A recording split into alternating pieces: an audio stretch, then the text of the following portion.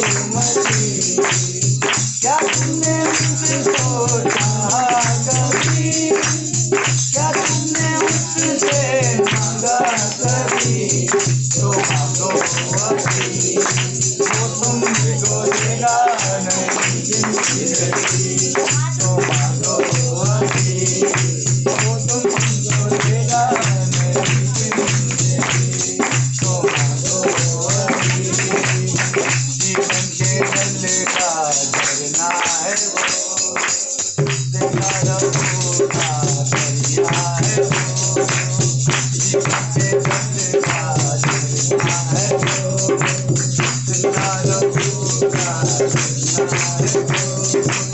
क्या तुमने मुझको कहा कभी, क्या तुमने मुझको कहा कभी, क्या तुमने मुझसे मांगा कभी,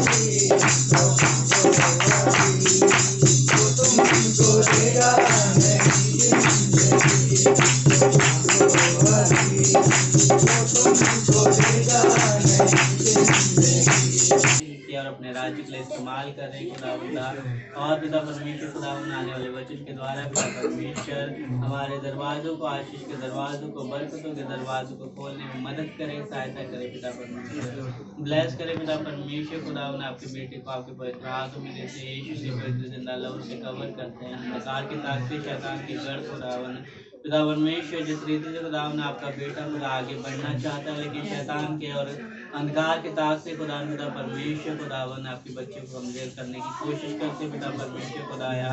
मैं प्रार्थना करता हूँ पिता परमेश्वर आपका बेटा बढ़ चढ़ कर खुदा आपकी सेवकाई के लिए खुद को समर्पित कर सके और आपकी बरकतों का हकदार बन सके पिता परमेश्वर। ब्लेस करे, आशीषित करे, रहम और दया का हाथ बनाए रखे। आपकी इच्छा, आपकी अगुवाई खुदा ने आपके बच्चों के जीवन में पूरी हो, मुकम्मल हो खुदा। वचन के द्वारा सबों को आशीषित करे, ब्लेस करे। यीशु के नाम में इस प्रार्थना को मांगते हैं। आज हम भजन संहिता में से मत्ती में से पढ़ेंगे 7 अध्याय सभी निकालेंगे।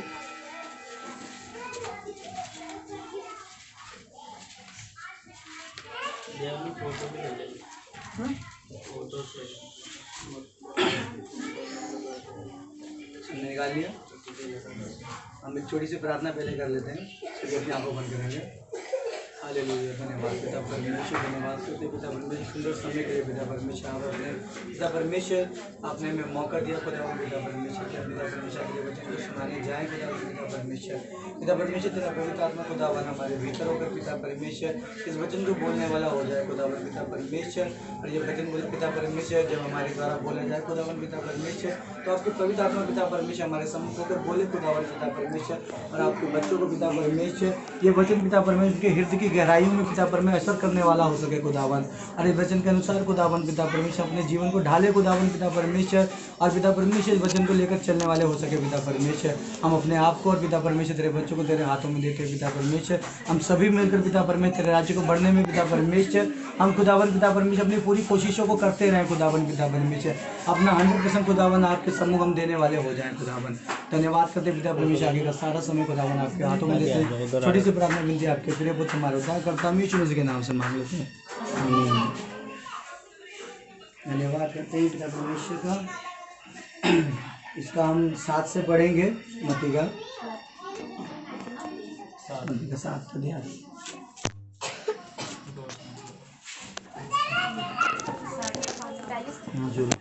दोष मत लगाओ कि तुम पर भी दोष ना लगाया जाए, क्योंकि जिस प्रकार तुम दोष लगाते हो उसी प्रकार तुम पर भी दोष लगाया जाएगा, और जिस नाप से तुम नापते हो उसी नाप से तुम्हारे लिए भी नापा जाएगा। हालेलुया। हम परमेश्वर का धन्यवाद करते हैं कि परमेश्वर के वचन के द्वारा हम ये सीखते हैं कि दोष मत लगाओ कि तुम पर भी दोष ना लगाया जाए। दोष लगाने का अर्थ आता है हमारे जीवन में जब हम संसार में होकर चलते हैं, इस संसार में हमें रहना है, संसार के कार्यों को करना है, तो संसार के कार्यों करने के साथ साथ हमें परमेश्वर के वचन में भी चलते रहना है। और इस वचन के जरिए हमको ये सिखाया जा रहा है कि हम किसी के खिलाफ में या किसी के विरुद्ध में कभी भी हम किसी के लिए झूठा आरोप ना लगाए हमारे जीवन में। क्योंकि आज संसार में आप देखते हैं कई लोग अपने काम को निकालने के लिए लोगों पर दोष लगा के लोगों को दूसरे कार्यों में फंसाकर अपने आप को ऊंचा उठाने की कोशिश करते हैं। तो हमें परमेश्वर के वचन के हिसाब से चलना है। हमें कभी भी किसी के ऊपर भी झूठा आरोप नहीं लगाना, क्योंकि आप परमेश्वर की 10 आज्ञा में भी इस चीज़ को जानते हैं। उसमें भी यही से लिखा हुआ है कि आप किसी के विरुद्ध झूठी गवाही ना दें। तो इसलिए हमें कभी भी किसी इंसान के ऊपर में या किसी के लिए अपने फायदे के लिए कभी भी किसी पर झूठा आरोप नहीं लगाना चाहिए, क्योंकि यदि आज हम इस संसार में रहकर अपने फायदों के लिए किसी के ऊपर झूठा आरोप लगाते हैं या किसी को दोषी ठहराते हैं तो कहीं ना कहीं हम उसकी ज़िंदगी भी खराब करते हैं अपने फायदे के लिए। लेकिन जब हम जिस दिन स्वर्ग में जाएंगे, जब परमेश्वर के सामने हम मौजूद होंगे, तो उस चीज़ का हमें फैसला होगा, उस चीज़ का हमें जवाब देना पड़ेगा और तब हम भी दोषी ठहराए जाएंगे, क्योंकि हमने भी किसी अन्य व्यक्ति के ऊपर में दोष लगाया है। तो इसलिए हमें इस चीज़ों को ध्यान से चलना, हमें कभी भी जाने अनजाने भी कभी भी किसी के विरुद्ध हमें झूठी गवाही नहीं देनी है या किसी के लिए हमें दोष नहीं लगाना है। आगे बढ़ेंगे। 3 तुम क्यों अपने भाई की आँख के तिनके को देखता है और अपनी आँख का लट्ठा तुझे नहीं सूझता? जब तेरी ही आँख में लट्ठा है तो तू अपने भाई से कैसे कह सकता है ला मैं तेरी आँख से तिनका निकाल दूं? हे कपटी, पहले अपनी आँख में से लट्ठा निकाल ले, तब तू अपने भाई की आँख का तिनका भली भांति देख कर निकाल सकेगा। हालेलुया।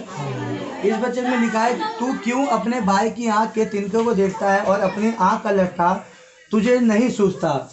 इस वचन से हमें ये सीखने को मिलता है कि हम संसार में जब हम रह रहे हैं तो हम जब किसी को देखते हैं या किसी की गलतियों को देखते हैं तो सबसे पहले हमें अपने अंदर की कमियों को ख़त्म करने की ज़रूरत है।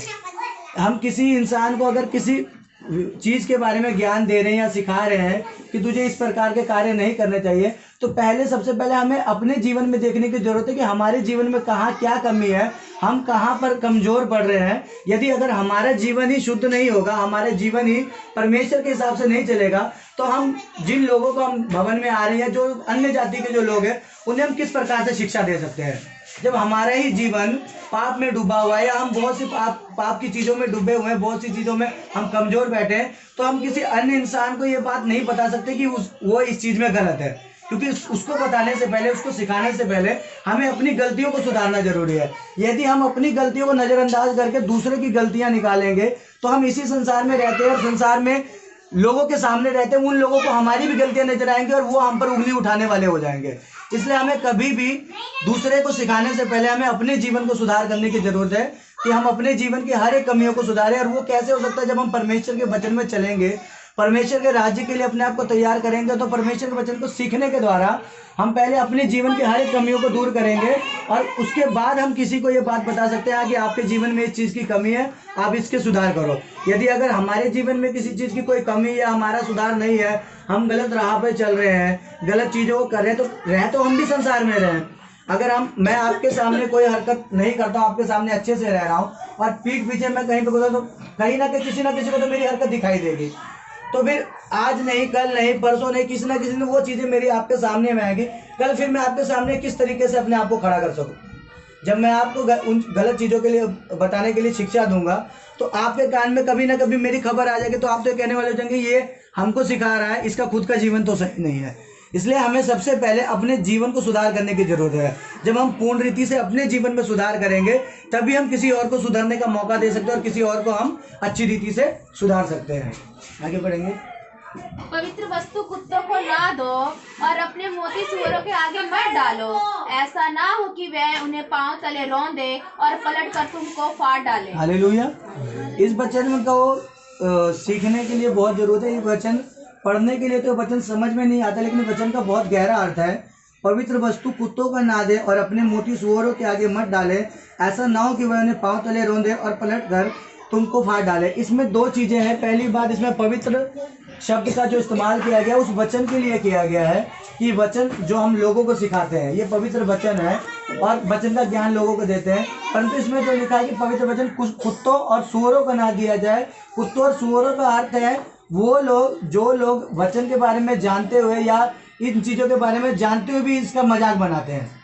जिन लोगों के पास अगर आप वचन को लेकर जा रहे हैं और वचन को बता रहे हैं, फिर भी वो वचन को ना सुनकर अनसुनी करके वचन का मजाक बना रहे हैं, और ऐसे कई लोग हमारे मसीह में भी होते हैं। ये जरूरी नहीं कि अन्य जाति के लोग हों, मसीह में भी ऐसे लोग हैं, अगर वो भवन में आ रहे हैं, वचनों को सुन तो रहे, लेकिन अंदर ही अंदर वो वचन का मजाक बनाते हैं, वचन को खाली सुनने भर का रखते हैं कि जो बोल रहा है बोलने, तो हमें 2 घंटा चर्च के अंदर बिताना है, उसके बाद हम तो जी अपने अपने काम में लग जाएंगे।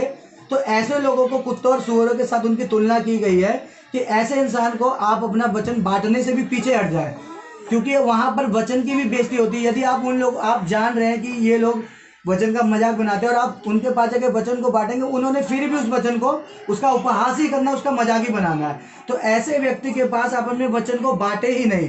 ये वचन उन लोगों को बांटे जिनको इस वचन की जरूरत है, या जो लोग वचन का इज्जत करते हैं। किसी भी धर्म में आप चले जाओ, कहीं पे भी चले जाओ, जब चाहे कोई इंसान उस धर्म को अपने अंदर अपने जीवन में लागू करे ना करे, लेकिन वो इंसान वचन की इज्जत करता है, उस वचन की अहमियत करता है। यदि वो इंसान उस वचन की इज्जत नहीं करता, उस वचन का मजाक बनाता है, उसको हवा में ठट्टा में उड़ाता है, तो उस इंसान के लिए कोई फायदा नहीं है कि आप उसके सम्मुख जाकर वचन को बांटें। क्योंकि इससे क्या होगा, आप एक बेकार इंसान के सामने, एक ऐसे नासमझ इंसान के सामने अपने वचन को बांट रहे हैं जिसको इस वचन का एक रत्ती भर भी कोई असर नहीं होने वाला। और इससे क्या होता है, आप अपना टाइम वेस्ट कर रहे हैं और आप पवित्र आत्मा की बेइज्जती कर रहे हैं, इस वचन की बेइज्जती कर रहे हैं। इसलिए ये वचन सिर्फ उन इंसानों को सुनाया जाए जो वचन को सुनने के इच्छुक हो, या जिनको सुनाने से वो वचन के प्रति चलने वाले हो सके। हालेलुया। आगे बढ़ेंगे। मांगो तो तुम्हें दिया जाएगा, ढूंढोगे तुम पाओगे, खटखटाओ तुम्हारे लिए खोला जाएगा। क्योंकि जो कोई मांगता है उसे मिलता है और जो ढूंढता है वह पाता है, और जो खटखटाता है उसके लिए खोला जाएगा। हालेलुया। ये वचन तो आपने काफी बार पढ़ा भी है। इस वचन में जिस तरह से लिखा हुआ, मांगो तो तुम्हें दिया जाएगा, ढूंढोगे तो तुम पाओगे, खटखटाओ तो तुम्हारे लिए खोला जाएगा। क्योंकि जो कोई मांगता है उसे मिलता है, और जो ढूंढता है वह पाता है, जो खटखटाता है उसके लिए खोला जाएगा। हमारे जीवन में सबसे बड़ी इस वचन की ये अहमियत है कि हम अपने जीवन में परमेश्वर को मानते तो ज़रूर हैं, परमेश्वर के भवन में भी हम जाते हैं, लेकिन हम जो परमेश्वर को मानना या उनके भवन में जाना या गीतों भजनों गाना होता है, कई मसीहों के द्वारा भी ये सिर्फ ऊपर की बात होती है कि हमें एक ड्यूटी निभानी है, हमें चर्च में जाना है, और चर्च में जाके हमें पता है कि 9 बजे चर्च है, 12 बजे खत्म होना, 3 घंटे का हमें कैसे तैसे हमें चर्च निकालना है, ठीक है। और वहाँ जाने के बाद हम सिर्फ वचनों को सुनते हैं, गीतों को गाते हैं, और गाने के साथ साथ हम लोग सुनकर चले आते हैं, उसको अपने जीवन में लागू नहीं करते। उसकी वजह से क्या होता है कि हमारे जीवन में हमेशा परेशानियाँ रहती है, हमेशा दुख तकलीफों से हम घिरे रहते हैं, और हम अंदर ही अंदर अपने अंदर कुड़कुड़ाते रहते हैं कि हम तो चर्च में जा रहे हैं, वचनों को सुन रहे हैं, गीत गा रहे हैं, फिर भी हम क्यों तकलीफों से लदे हुए, क्यों हमारे जीवन में इतनी सी भी तकलीफ नहीं घट रही है।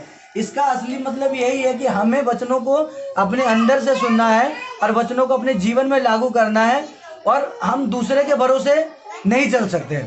अगर आप कहते हो जो नए अन्य जाति के लोग हैं, जो नए मसीह जो आते हैं, जिनको किसी प्रकार का कोई ज्ञान नहीं होता, उनके लिए तो हम समझते कि उनको प्रार्थना करने को नहीं पता है, उनको नहीं पता कि हमें चर्च में कैसे किस रीति से चलना क्या है। उनके लिए पासवान दिए हुए हैं, पासवान उनको सिखाते हैं कि आपको इस तरीके से चलना, ऐसे प्रार्थना करना है। और पासवान उनके लिए प्रार्थना भी करते हैं। जो शुरू के जो उनके दिन होते हैं, जब वो अन्य जाति से आते हैं तो बहुत सी तकलीफों फंसे होते हैं, वो पासवानों के द्वारा प्रार्थना करने से चंगे हो जाते हैं। परंतु पूरी जिंदगी या हमारे पूरे समय में जब तक हम जीवित हैं, हम पासवानों के ऊपर निर्भर नहीं रह सकते, क्योंकि वचन भी इस चीज की आज्ञा देता है कि मांगोगे तो तुम्हें दिया जाएगा। यदि हम हर समय हर टाइम हम ये सोचेंगे कि नहीं, हम चर्च में जाके हम पासवान से ही प्रार्थना करवाएं और उसी से हमारा हाल होगा, तो ऐसा कहीं नहीं है।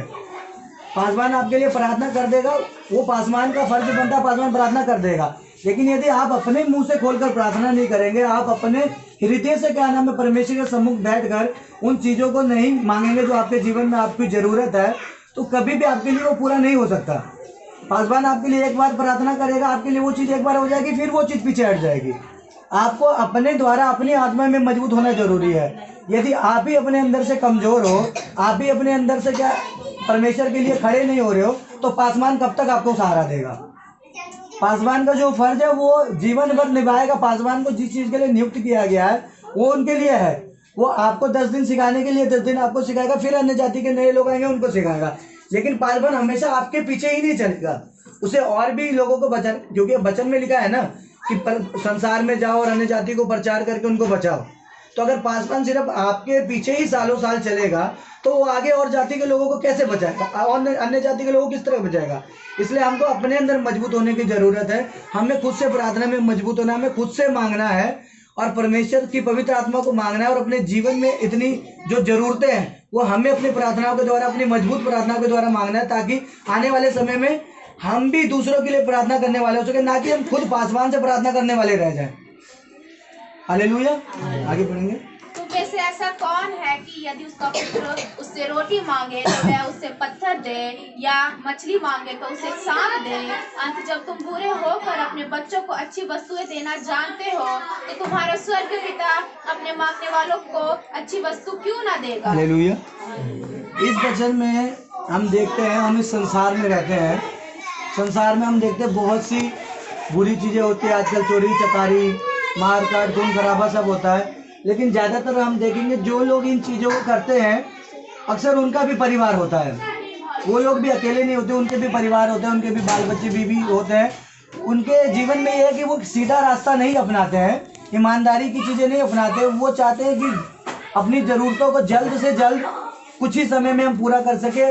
और आपको पता है कि ईमानदारी के रास्ते में अगर हम चलते हैं, मेहनत करते हैं, तो हमें काफ़ी लंबा समय तय करना पड़ता है।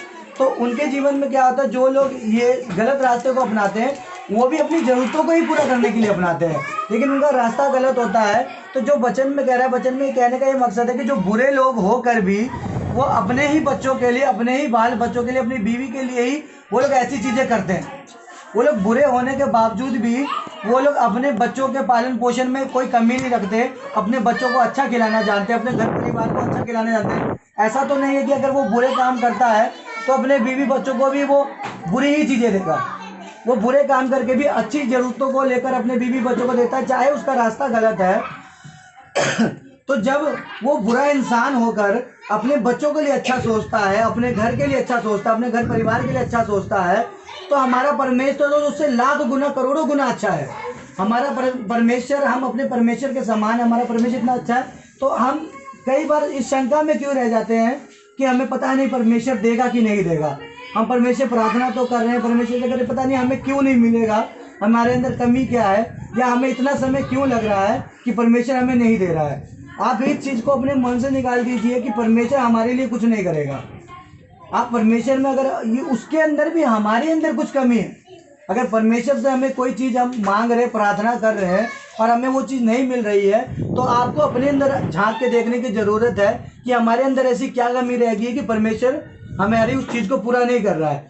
परमेश्वर अपने बच्चों से बहुत प्रेम करता है, वो इतना साफ सुथरा परमेश्वर है, उसके अंदर कोई बुराई नहीं है। वो परमेश्वर अपने बच्चों से इतना प्रेम करता है, क्यों नहीं, वो तो चाहता है कि मेरे बच्चे मेरे से एक बार मुंह खोल के मांगे, मेरे बच्चे मेरे सम्मुख आए तो मैं उन्हें दुनिया की सारी खुशियाँ दे दूँ। जो आशीष उसके स्वर्ग राज्य में जो आशीषें पड़ी है वो आपके हमारे लिए पड़ी है ना, परमेश्वर अपने लिए तो नहीं रखा है।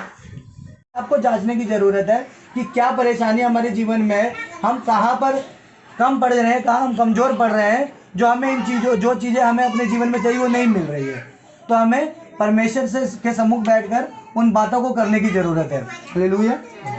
आगे बढ़ेंगे। इस कारण जो कुछ तुम चाहते हो कि मनुष्य तुम्हारे साथ करे, तुम भी उसके साथ वैसा ही करो, क्योंकि व्यवस्था और भविष्यवक्ताओं की यही शिक्षा है। हालेलुया। वचन में कहता है, इस कारण जो कुछ तुम चाहते हो कि मनुष्य तुम्हारे साथ करे, तुम भी उसके साथ वैसा ही करो, क्योंकि व्यवस्था और भविष्यवक्ताओं की शिक्षा यही है।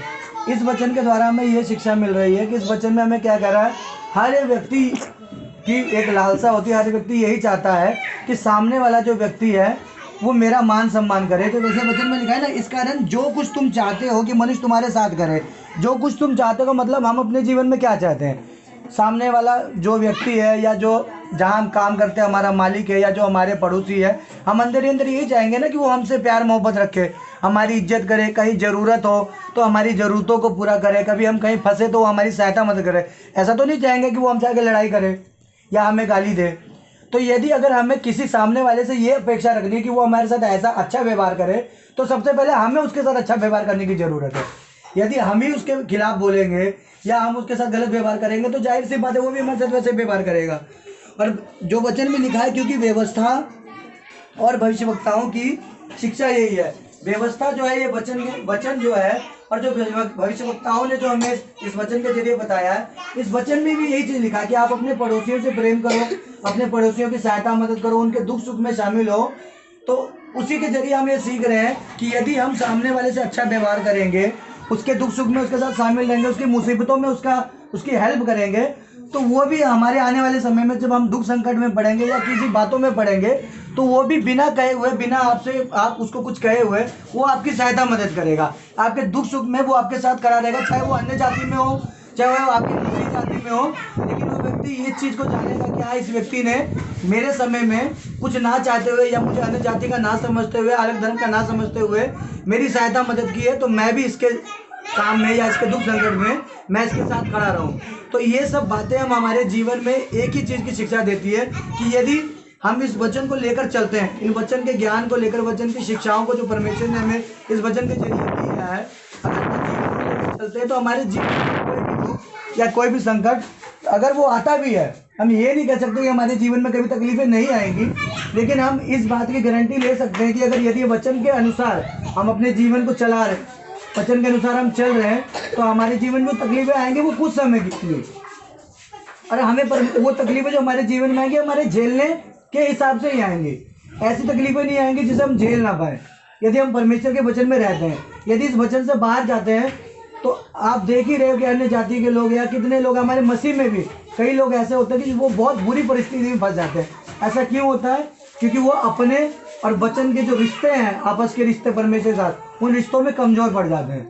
तो हमें समझ के चलना है यदि हमारे जीवन में कुछ तकलीफें आ रही है तो किस वजह से आ रही है, और वो कहाँ हमारे अंदर कमी हो रही है, हम किस जगह पर हम डाउन हो रहे हैं, हमें उस जगह पर हमें खड़ा करने की, हम अपने आप को खड़े होने की ज़रूरत है। और वो खड़ा हम तभी होंगे जब हम परमेश्वर के पीछे चलेंगे, परमेश्वर से प्रार्थना करेंगे, परमेश्वर की संगति में ईमानदार बनेंगे, और अपने मन से, अपनी मानसिकता से, अपनी आत्मिकता से हम जब उस चीज़ों को करेंगे तो हम परमेश्वर के राज्य में आगे बढ़ेंगे और परमेश्वर के राज्य के लिए तैयार होंगे और अपने जीवन को भी अच्छा बनाएंगे। आशा करता हूँ कि इस वचन से सभी को सीख मिली होगी और आप सभी परमेश्वर के वचन में और भी मजबूत होंगे। धन्यवाद। हालेलुया। हम सभी प्रार्थना करें, अपनी आंखों को बंद करेंगे। परमेश्वर राजाओं के राजा, प्रभुओं के प्रभु, सुंदर कलाम के सुंदर वचन के पढ़े सुने जाने के द्वारा पिता परमेश्वर हर एक जन को आशीषित करे, ब्लेस करे। पिता परमेश्वर केवल वचनों को सुनने वाले नहीं बल्कि उस पर चलने वाले हो सके और उन्हें अपने जीवन में अमल करने वाले हो सके पिता परमेश्वर। और जो भी हमने सुना, जो भी हमने पढ़ा खुदा, उनसे अमल करके खुदा उन्हें सही रास्ते पर चल सके खुदावंदा। ब्लेस करे, आशीषित करे खुदावंदा। पिता परमेश्वर हर एक जन को आपके पवित्र हाथों में देते हैं और इस परिवार को जिन्होंने पिता परमेश्वर खुदावंदा आपके पिता परमेश्वर बरकत और अपनी आपकी आशीषों के लिए खुदा ने एक छोटी सी कॉटेज मीटिंग प्रेयर रखी। खुदा इन्हें ब्लेस करे, इन्हें आशीषित करे और अपने राज्य के इस्तेमाल करे खुदावंदा। यीशु के जिंदा लहू से कवर करते हैं, ब्लेस करे, आशीषित करे। इनके आशीष के दरवाजे आज से लेकर आने वाले समय तक खुलते जाए पिता परमेश्वर। यीशु मसीह नासरी के पवित्र जिंदा नाम में इस प्रार्थना को मांगते हैं। आमीन।